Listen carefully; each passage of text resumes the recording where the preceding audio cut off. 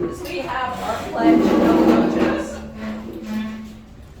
Pledge allegiance to the flag of the United States of America and to the republic for which it stands, one nation, under God, indivisible, with liberty and justice for all. And the four-way test of the things we think, say, and do. First, is it the truth? Second, is it fair to all concerned? Third, will it build goodwill and better friendships? And fourth, will it be beneficial to all concerned? I believe our invocation this week is Mr. Clint Bolte. Let me share an invocation that I actually heard personally a couple of Mondays ago. A number of you are aware of the large Borough Council gathering of 80 people spoke. Well, one of those went up to the front and introduced himself as Amir Chaudhry. Most everybody knows him as the owner of Falafel Shack. And he said, Tom Newcomer came by my shop recently, which I very much appreciated, and I forgave him for calling me Muhammad in the election. And then he concluded by saying the only solution to the division that exists in our community and in our nation is love. And he walked off. So that took, what, 10 or 12 seconds as opposed to the 2 minutes he was allotted. And Pastor Scott Bowerman, I ran into the next day or so, and we were talking about that. And he said that was the most Christian statement made by any of the 80 people up there, and it was made by a Muslim. Amen. Amen. Amen. Thank you, Clint.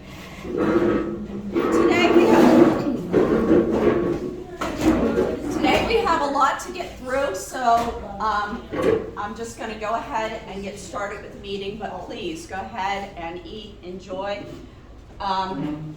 Melissa, do we have any visiting Rotarians other than our speakers here today? I would say no, Madam President, other than our speaker, we do not. Okay, I do know we have some special guests. They will be our students of the month, so we will introduce them in a little bit. And of course, the wonderful Miss Alice Bingham from the advisor for the Interact Club with the school. On Zoom with us today, hey, we have Robin Harmon and Marvin Worthy. It's wonderful to see you both today. Special Rotary, are there any member concerns before we move on? Okay. All right. Special Rotary recognition, Jeff Landon, Ben Lefevre, and Andrew Mackey. I don't see any of them here today. Okay. It's the beginning of February. Happy birthday to the fellow Rotarians, James Barra, Dennis DiLoretto, Amy Hicks, Pete LaGiovanni, Stephanie Malott, and Philip Whitley. If we'll go ahead and sing Happy Birthday, please. Happy birthday to you. Happy birthday to you. Happy birthday, dear Rotarians. Happy birthday to you. And they live down in our valley. And our newest members, Chris Mock. See, Chris is here. Welcome, Chris. And Rudy Serafini. Rudy's right there. See you both.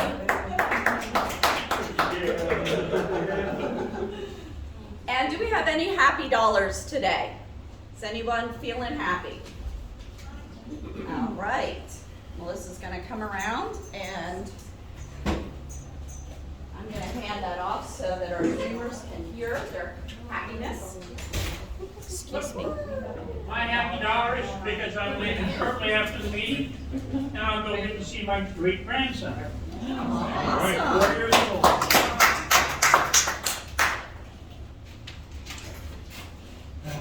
I have two happy dollars. One, we got through a 70th birthday celebration and Ice Fest last weekend. All right. Any other happy dollars? I have a happy dollar for leaving on a cruise next Saturday with my mom and my husband and my aunt and uncle.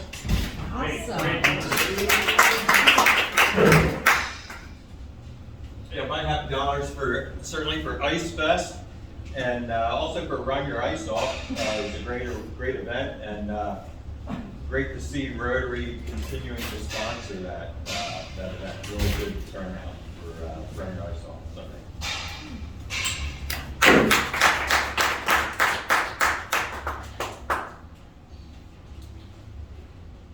I've got a $50 ticket for the pot, and I'm just really happy to be back in person. F&M has lifted their anti-social engagement, so I'm back being socially engaged.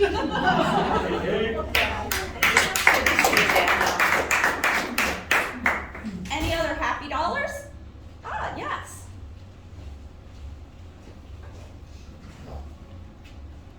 Happy for my guest speaker, not only one, two. Awesome. Thank you for having me. Any other happy dollars? Okay, then we are gonna, oh, Clint. Do we have a tally of how many Rotarians participated in the, all of the ice fest, volunteering and avoiding the ice slide, but helping out, all this kind of good stuff?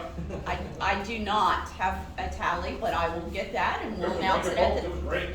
we'll announce it at the next meeting. That's a great idea. Thank you, Clint. Okay. Jack. Last meeting, we brought back the Rotary Minute, and Jack Dortch volunteered to do this meeting's Rotary Minute. So Jack, I'm going to give this to you so the Zoomers can thank hear. you. Excuse me. Let me get my mouth empty here real quick. And my apologies for my cheat sheet, but they do a lot of numbers and a lot of dates here. And what I'd like to say today is to remind you that, you know, we've just been now starting to come out the other side of, hopefully, of this pandemic issue. But I want to remind you that Rotary's been fighting the pandemic for 43 years. In 1979, they started a polio campaign in the Philippines. And in those years, there were worldwide about 400,000 children a year were severely crippled with polio worldwide. In 1988, in 125 countries, there were 350,000 cases. Rotary started Polio Plus in 1985, and in that time, since that time, Rotary has raised $2.1 billion for polio. Governments have contributed another $10 billion. And people like the Gates Foundation started about 15 years ago in giving us matching grants. If they give us $500 million, if we would raise $500 million. And some of us have participated in some of those events. Rotary polio today is 99.9% controlled. There's just a handful, literally a handful, of cases of wild polio in Afghanistan and Pakistan every year. And everybody starts to think, gee, well, why are we still doing this? And the answer is, if we stop, the estimate is within 10 years, we'll be back to 200,000 cases a year. And wild polio is a very virulent strain of polio. And it's obviously likes poor sanitation in environments, and which there's a lot of them in the world. You also have to remember that there were times when, in places like India and others, that if your child had polio, it literally, some of them got thrown out with the trash. It was that bad. Now that's changed, I think, a great deal. But the wild polio you have to vaccinate children 4 and 5 times. You know, we've had a couple of COVID shots and a booster. Same type of environment. Sometimes one doesn't do it. And not only that, they've got to keep records of who got a shot. And of course, you've got somebody in a refugee camp in Afghanistan, and they moved to Pakistan, and they're, you know, somebody is trying to keep track of all those people so they can follow up on it.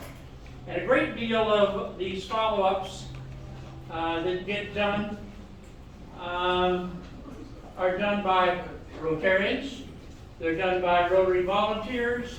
Some of them are paid, some of them are volunteers, but in many cases it's a community or local nurse with a beer cooler over her shoulder on a strap, because all this stuff has got to be refrigerated until it's used.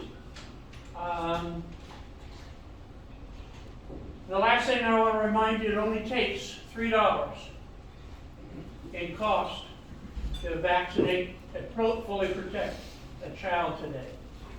But it's one of those things that we kind of forget. You know, I came from that generation, the polio generation. Some of you guys were way too young to remember that. But when you think of having a sickness like this COVID, we've got to remember that there's still things out there that we've got to protect our people with. And again, like I say, they say if we stop, we're back to 200,000 within less than 10 years. That means we can't stop. And so if a lot of you guys that have been in Rotary just a short period of time, your grandchildren may still be fighting. But it's one of those things that I think is worthwhile to do, and it's worthwhile to keep in mind. And when you pay your dues and there's a chance to contribute to Polio Plus, please keep that in mind. Thank you very much. Thank you, Jeff. And unfortunately, I missed a very important Zoomer who donated Happy Dollars, and he'll get those to Bonnie, and that's Marvin Worthy, and his Happy Dollars, he sent the message, and I don't want to misspeak. Steph, if you could just read it. Would like to offer Happy Dollars for our new member Chris Mock and for my daughter Taylor for making the Distinguished Honor Roll. Nice. Nice, awesome. Thank you so much, Marvin. We're going to move on to Student of the Month because they are on a truncated timetable and I know they need to get back. So Melissa, who is one of our Interact chairs, if she will come up here. So we weren't able to do Student of the Month a little bit earlier. We had logistics with COVID and the pandemic and everything else, but we're happy that we're able to do that now. And we have two great students.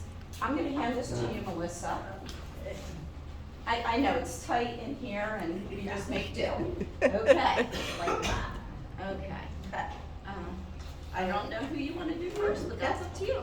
We're going to start with Sabeen Safi. If you would come up here. We want to thank you, congratulate you for being Student of the Month. And let me see if I can work this thing. Sabeen is a senior in all AP and IP classes. She is senior class president.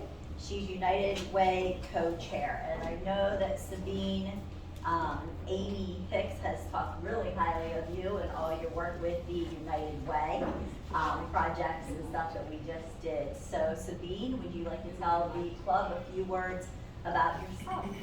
Sure. Hi everyone, I'm Sabeen, and as you said, I'm a senior, and I'm excited for this award, so thank you for recognizing me. I really do enjoy, my volunteering and everything I get to do at school because it keeps me super involved. It's helped me make a lot of new friends.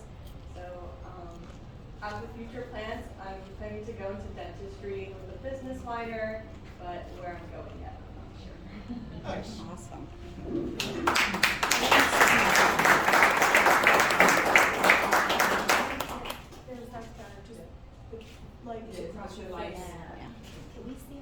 You can stand over here, yeah, everybody out of the. That might be better for Christine and pictures as well. Does that work? And Alba Rodriguez, if you would come up next. Alba, congratulations on all your academic work for Student of the Month. And I present Alba Rodriguez. She is a senior in all AP classes and IP classes. She's very active in the Interact Club as well. So Alba, if you would also like to tell the club a little bit about yourself. Hi, I'm Alba. I'm a senior, just like to read, and I volunteer at different events like the Diaper Depot, the Ice Fest, and things like that. And for the future, I want to become a doctor, specifically in children or in the brain. Awesome, nice. Thank you, Melissa, and thank you, young ladies, for coming, and we sure appreciate you. We're gonna go ahead and do some announcements now. Craig, will you talk about the scholarship applications? Sure. Pass that to you. So this week, you should have all, probably yesterday, gotten an email from me with information about how students who you may know who are seniors at Cassius can apply for our scholarships. We will offer 5 scholarships, 10 $500 scholarships this year for books and materials to students who are continuing their education. So look in your email. We also put it on the Rotary Facebook page, so you can find it there too. Awesome. Thank you, Craig. Yeah. And Sue's not here today, but I will talk about the fundraising opportunity. At last month's board meeting, we were talking about different ways to have fundraisers for our foundation, because we are giving out a lot of money in grants to a lot of wonderful organizations, but we're not getting money back donated. And so we need to come up with some ideas. Just happened, serendipity, things happen like that, that Sue, I said that we needed somebody to do our food stand at the auction, and Sue said, well, we could do that and donate all the proceeds to the foundation. So this Monday, that's the 7th, we will be running, the Rotary Club will be running the food stand at Gateway Gallery Auction, and Sue is coordinating that. I believe you got an email if you'd like to help out. We're hoping that between $1,000 and $1,500 will be raised towards the foundation for that event. Read Across America is coming up on March the 3rd, and I put a sign-up sheet back there with a pen on the ledge. We just pass it around. You sign up for the schools, for those new members who haven't done this before. We give out Dr. Seuss books to every kindergartner in the school district. Each one gets their very own book. We go into the school, we read the book to the class, and then they hand out that. Kindergartners are so much fun. They really get excited about it. It's a fun time with them. If by chance we could not get into the schools, we will be doing a video as well, just to send along, because we never know what's going to happen anymore. But they'll send the sign-up sheet around. Chris Sellers has all the books. It's Are You My Mother? And once we get the sign-ups, we'll start the distribution. And for those on Zoom, if you are interested, you can email me or Chris and just let me know what schools you might be interested in helping with, and I'll put you on the sign-up. Let's see, Stephanie, some fellowshipping opportunities. Whew, almost dropped it. Yes, I wanted to let everyone know that starting after this meeting, and for every meeting that I am able to stay after, I am going to be hosting stroke prevention for fellowship. So if anyone would be interested in hanging out afterwards, I would love to see you for a little bit of fellowship, to learn a little bit more about you and what you do and what you enjoy, and we get to know each other a little bit better. Awesome. So, Thank you.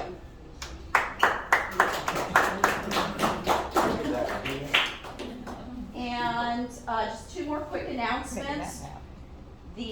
Actually, Jordan, maybe you will talk about the mixer, since it's a chamber event with Rotary Foundation as one of the. Thank you. Yes, as I said last time you were, I would be a good candidate to talk about this, but it's been a pleasure working with Andrea and Heather in regards to the next CBPA mixer that we have planned. So it's going to be a Gateway Gallery auction February 17th. Starts at 4 p.m., goes the whole way till 6 p.m. And so the first hour will be, networking, mingling, talking to all the fellow members there in attendance. And then that final hour is when the live auction is going to start. So you can either be there or you can also participate online. And we hope to see everybody there that evening. Thanks. Thank you.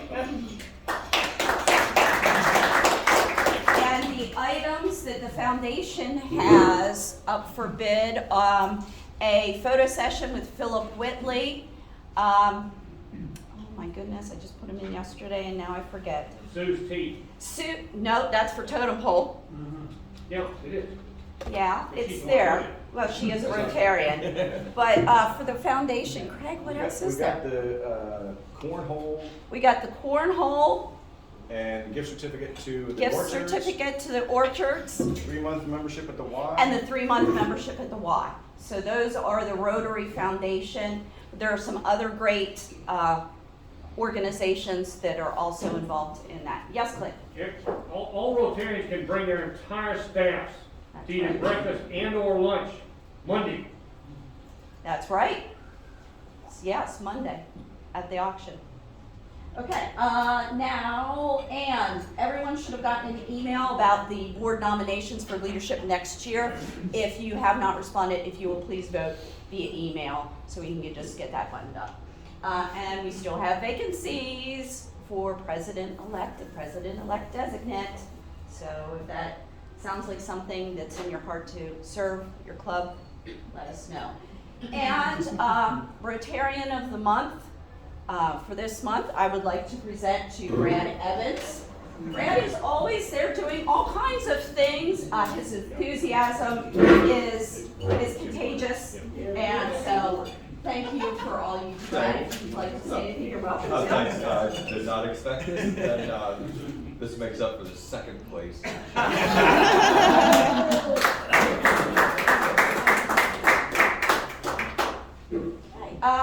Craig, raffle. All right.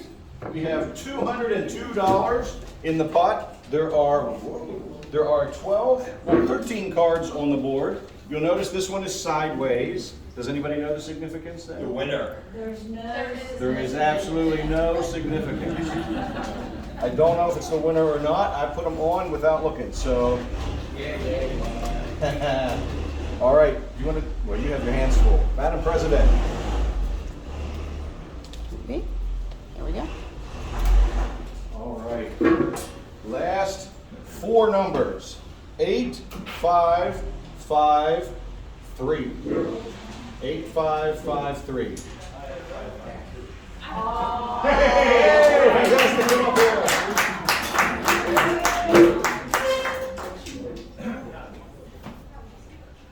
So there are 13 cards. Behind one card, it says jackpot, and that gets you $202 today. There's another one that's $20, and there's one that's draw again, so that gives you 2 chances. So I just pick one? take your pick.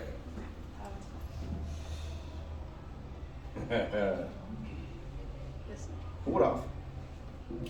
What do you got? Oh, better luck next time.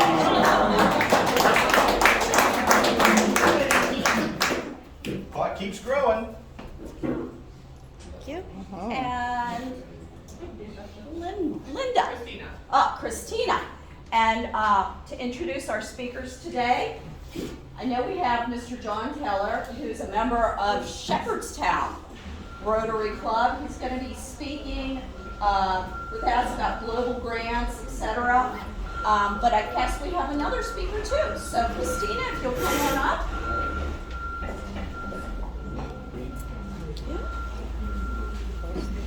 This is Maria Brown.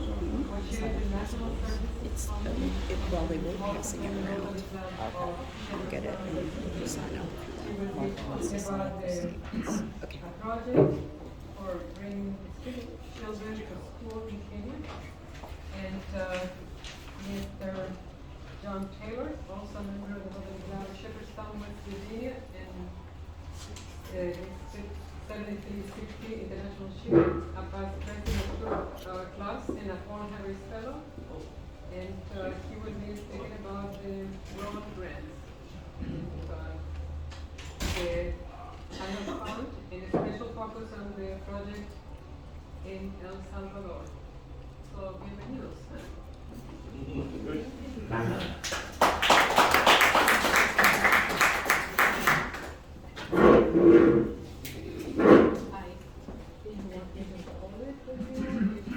If you don't mind, that'd be great. Let me get out of the way of the projector. Well, thank you for having us all here. We really appreciate the opportunity to talk about global grants in District 7360. I've been in the district here for a few years, and I was in 7620 over in the DC area for 20 or 25 years. But I'll just say that. Okay. Can I do that? Seems easier. Christina likes to take pictures. Okay. So, I'll go over the presentation on El Salvador very briefly, but what I really want to talk about is the global grant process and what our whole district is doing. Now, you all, I think, in the past sponsored international global grants. Is that correct? Yep. Yes. So you're familiar with that process, and it takes a lot of commitment on the part of the club to do that. And what I'm trying to do, and what the foundation committee for 7360 is trying to do, is broaden that so all the clubs understand that if a global grant comes out of our district, you are a participant. So these global grants that are working their way through, the one in El Salvador is in process with the Rotary Foundation for approval, and Maria's grant, she'll talk about, will be submitted either late this week or next week. And so they're working their way through the process, but our district is putting a lot of money into it. And how does that happen? You know, our dues, a small fraction of our dues goes to that, but our district is putting over $70,000 into grants. About when we add the third and fourth one up, it's almost $90,000 this year. And what happens, you may know this, so if I'm repeating stuff, kind of stop me on the way. But I think that, you know, when we make contributions to the annual fund, which come through many different ways. You know, when the raffle tickets from the district come around, that goes into the Polio Plus and the annual fund. And those monies are invested by Rotary for 3 years. And then they'll bring some of that money comes back in here for you to use on global and community grants.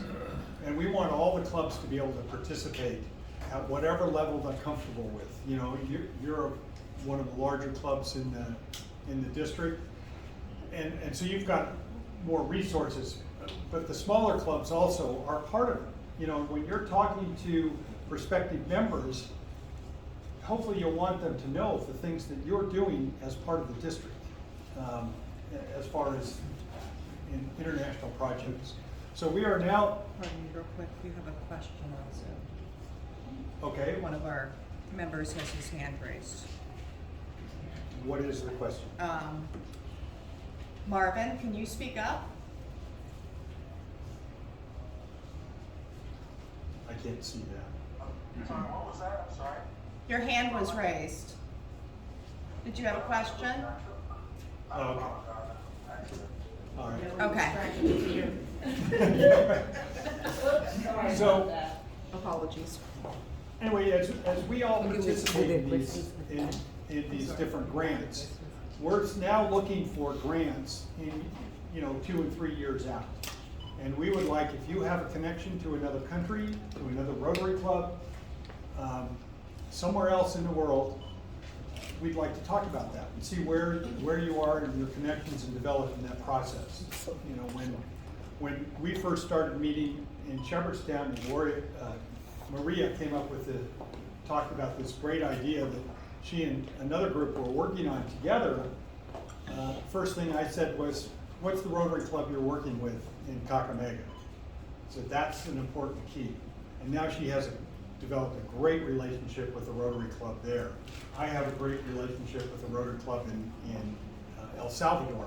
And that's how these projects happen. And we can help you through the process if you've got a great idea and a great connection. We can make it happen down the road. They take 2 or 3 years to develop.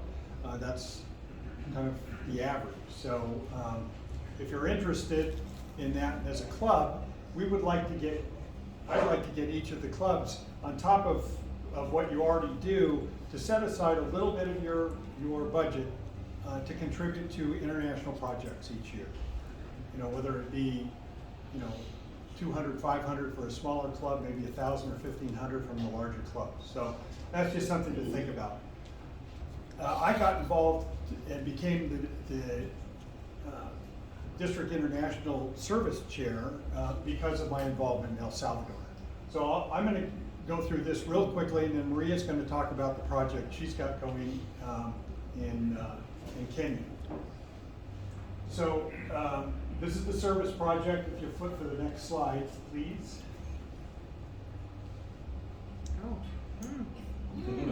Is that going to happen, or should I just talk? Keep talking, it might show up. Okay. There it is. So, you know, we're trying, we know what this is. This is all what we're doing and what we do as Rotarians. You all have a tremendous list of accomplishments and things that you're involved in. So if you'll go on, I'm going to flip through these kind of quick. So I got involved in El Salvador in 77 and 78 when I was there as a Peace Corps volunteer. And I've been involved in El Salvador ever since. A war happened in the 80s. I didn't travel then, but in the 90s after the war, well, actually just before the war ended, I started going back. And it developed several projects in the country, but through connections there, we established through an NGO, ASAPROSAR, which is helping to manage the project, a connection to these communities called Casablanca or White House, but it's communities that are off of a main road, and there's about 1,400 people that live there that do not have continuous access to clean water. And so what we're developing, if you'll go on,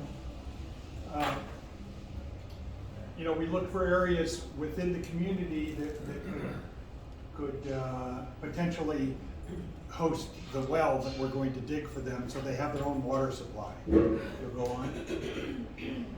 Just typical street signs. I'm sure all of you have traveled somewhat, and these are typical things you'll see.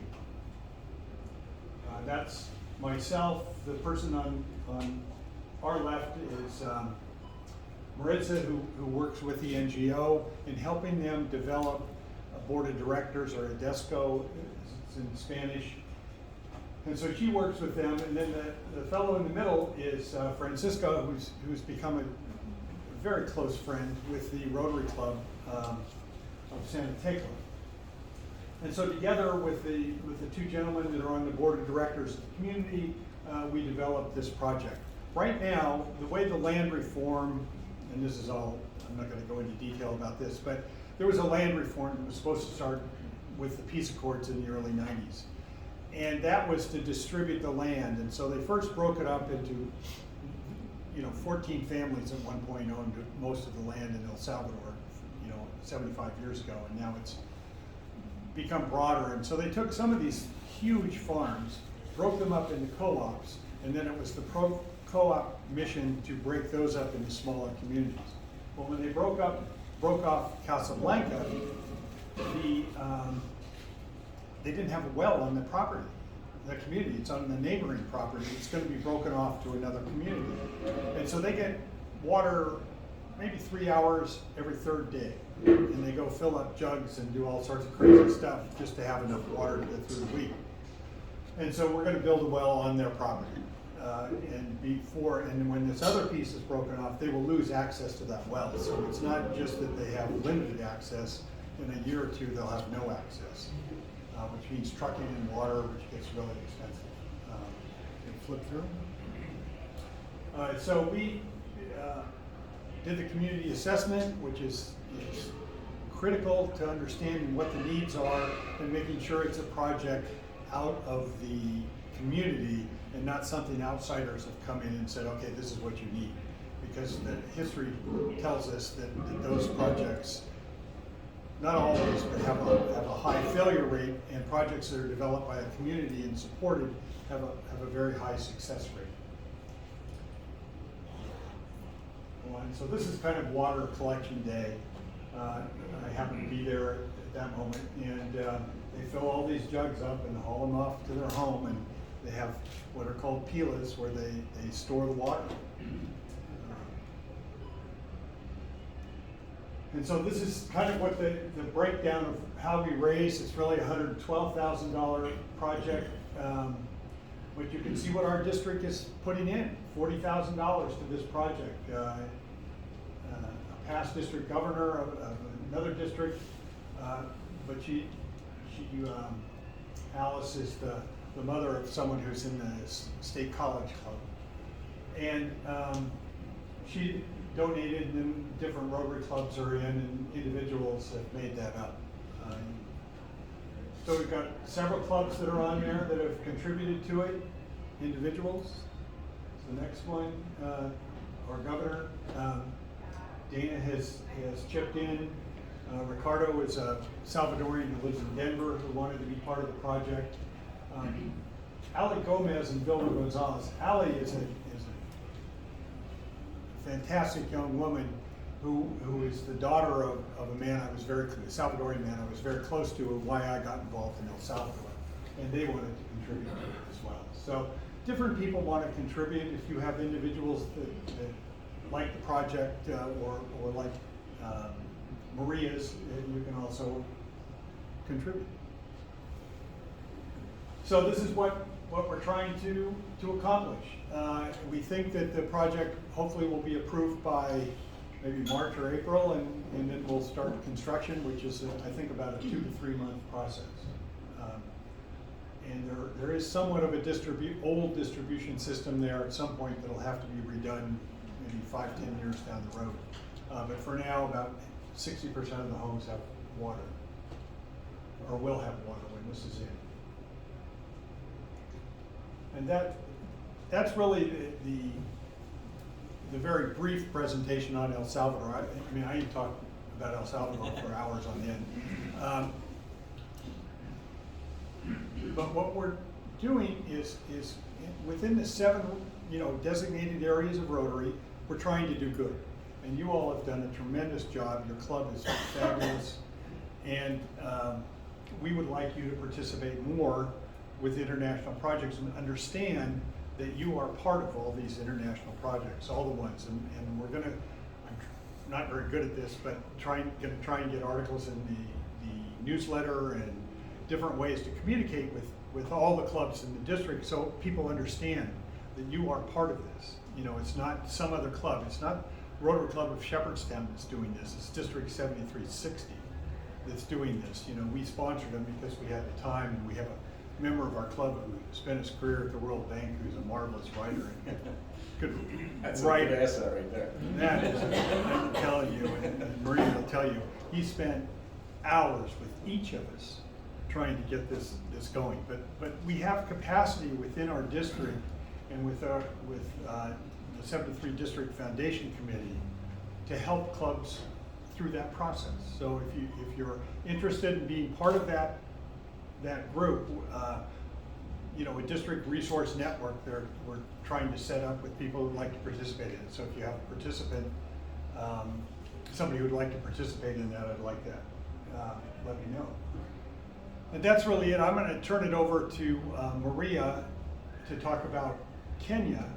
So that, you'd see one other project. And just before I'll do that, I'll tell you we have a third project that is working its way through the system that 7360 is going to support, which is bringing clean water to 30 elementary schools in India. And one of our Rotarians out of the State College evening meeting is working on that. And he's got a whole group, and they just had a Zoom meeting this morning, and they do it about once a week. So anyway, we've got a lot going on, and you're part of it, and we want you to know about it. So here's Maria. Could you click on the just want to make sure we got that one slide.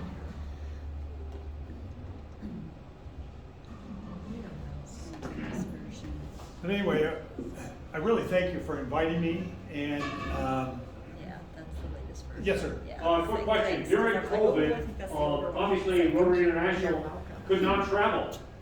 Well, their 990 indicated that they had a $12 million travel budget that year. So they should have saved at least 10 million of that. And there has been no, there's been no answer to any of our inquiries to past district governors or otherwise as to what did they do with that $10 million. Right. And I think they should very definitely look at these projects as extraordinarily susceptible to receive portions of this money. Could you pass that along to Rotary International? I will. I'll do that. And one last thing, I think that at the end of these projects, and we want to make it, we want to get clubs to participate. It's how I talked to Christina before. At the end of the projects, we'll arrange a trip to see the project, the dedication of the projects, really get into the community and understand what's going on. So there'll be opportunities to travel both, hopefully to El Salvador, not paid for by Rotary. That doesn't seem to be going to change too soon. But so you can see that, or go to Kenya, and hopefully people want to do that. Here you go. Here's the skip.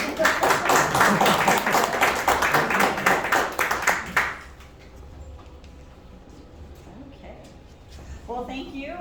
Thanks again for having us come speak today. My name is Maria Brown. I am the co-chair of the International Services Committee of the Rotary Club of Shepherdstown. And I am here to tell you about another global grant that we are in the process of completing. And like John said, we talked to the Rotary Club of Kakamega this week, and they are supposed to be filing our application by the end of this week, worst case next week, and start the review process with Rotary International.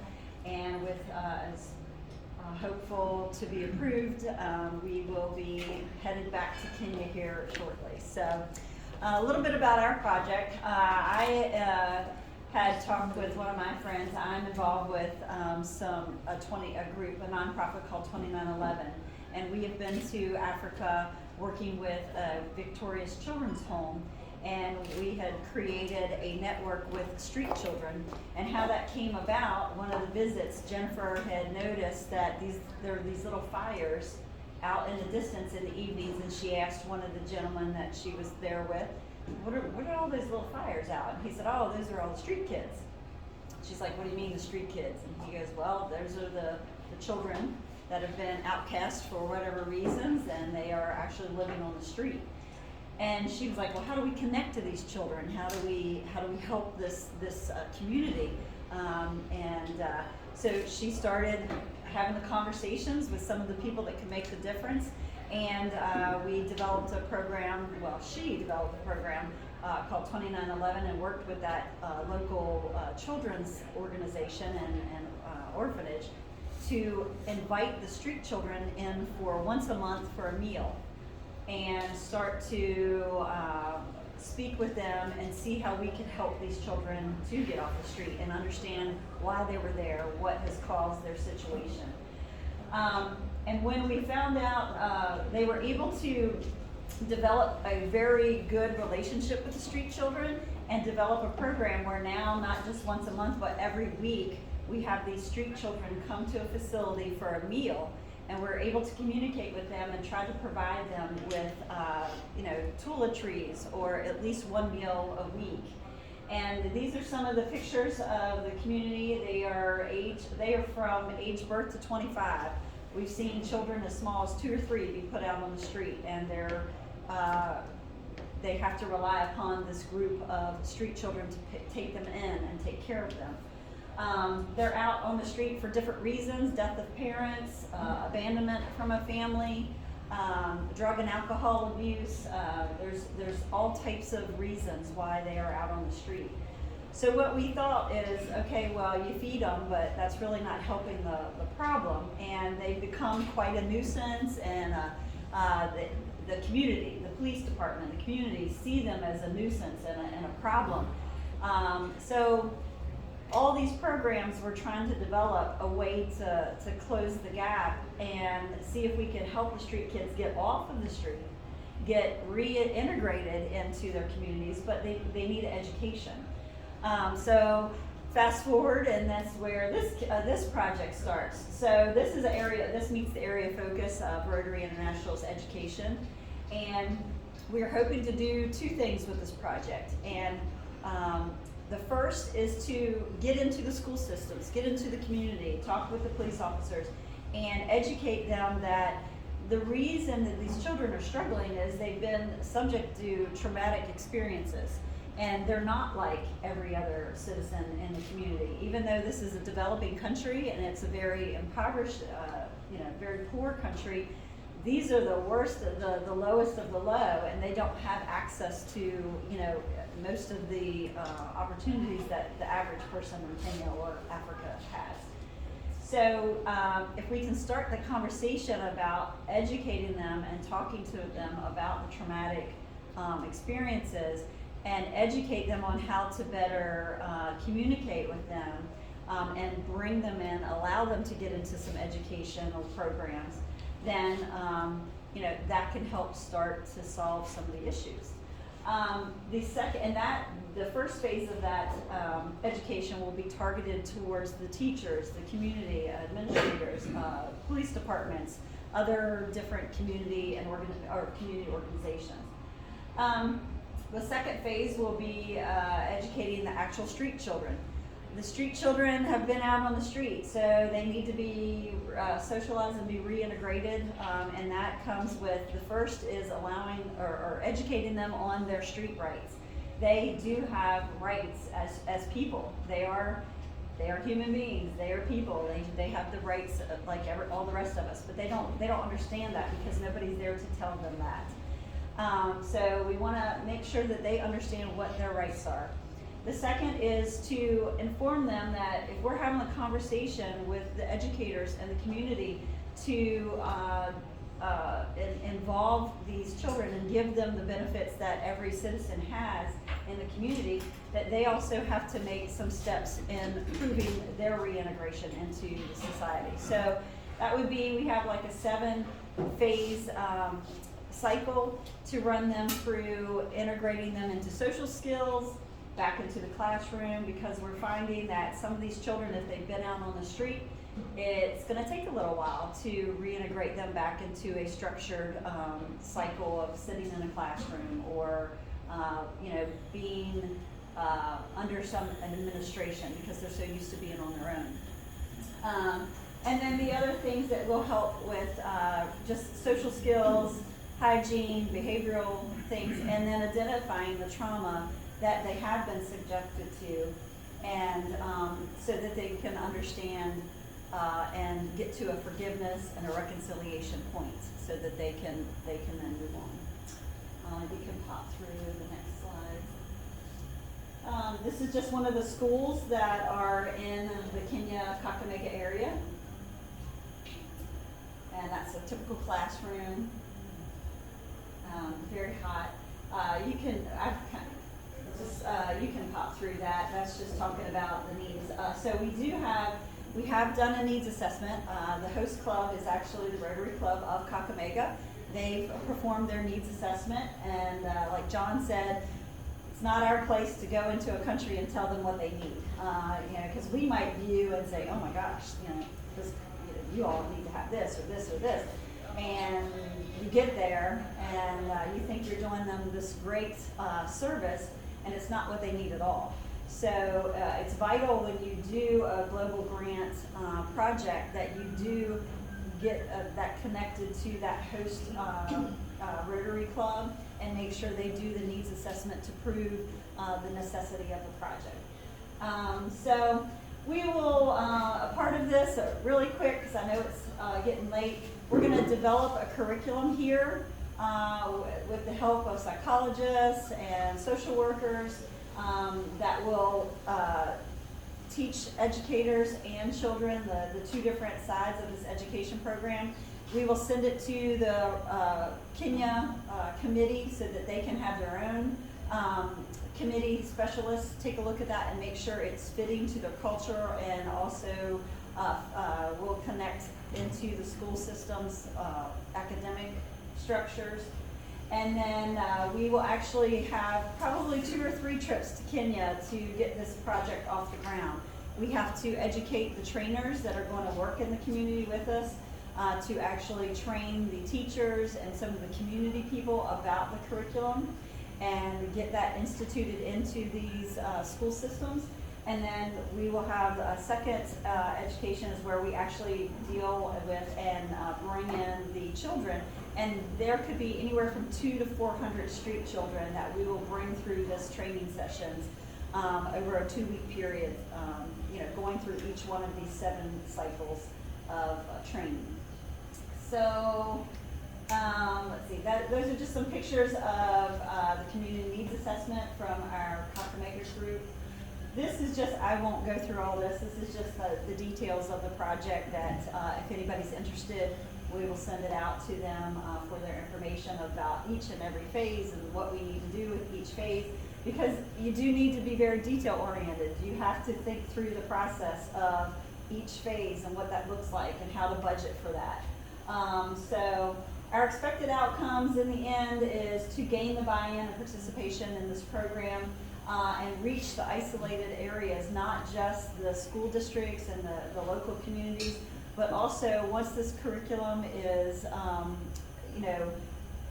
going through this first project, we're hoping that we can pick this curriculum and take it to the next town and the next town, and they can continue to share this with other communities in similar situations. Obviously, we're hoping to train at least 100 or more community members, and then up to 200 to 400 children within just the Kakamega area. Let's see, you can go on to the next one. There is a sustainability, obviously, with global grants. Rotary's part is to get in and get out. They are wonderful about supporting a project and funding projects, but they don't want to be tied to it. It's not Rotary's responsibility to sustain a project forever, because that would be never ending. So you have to have a sustainability side. For our project, that's where the young lady that made this initial nonprofit organization, that's where 2911, that organization will pick up and run with the sustainability, because that group has the connection with the street children on a regular basis. She meets with these children every week to feed them, so they will continually be reminded and retrained from this education project on a weekly basis when they come in for their feeding program. And I think that's it. This is a $65,000 project. We are within about $2,000 of our budget, but we're able to go ahead and submit our application. That just breaks down where each one of those components are, what that costs for each component. Go to the next one. The partners are obviously the Rotary Club of Kakamega, the Rotary Club of Shepherdstown. And again, this just shows you what the district can do. So when you all are funding that annual fund and those funds come back, look at the $30,000 of this project. That's half, just about half of this project's funding is coming from this 7360 district, and that's because of that annual giving and those funds coming back. So then you take that and the World Fund match with the additional 24. We're well within the majority of the funds that we need. So the 2911 organization, which is the sustainability again, they've put in some funding as well. And then we have just done just what John's done, gone, talked to different Rotary clubs or gotten the information out. And the Rotary Club of Shepherdstown has been very supportive of our projects. So these are just things that, how can you get involved? You can host fundraising events, you can join your club's international committees, and you can join, if you're interested in this project, there's other places, you can join 2911, but again, if anybody's interested, we'll send that information off. I think that's about it on this. The next slide, I think, shows contacts. That would be myself from Rotary in Shepherdstown, and then our other contacts from the other organizations. And then the next slide is where we're at. As of last night, we were at about $2,000 now for our balance. But like John's slide, we just like to show all the contributors to the project thus far. So thank you for your time. Again, we encourage these projects are sometimes overwhelming and big undertaking, but it's so worth the, when you see what you can do within a community, and what we're so excited is that once we get this off the ground, that this so easily can be taken and shared with other communities, and it can be sustained within its own development. So we're very excited about both these projects. So thank you. Any questions? Thank you. Thank you.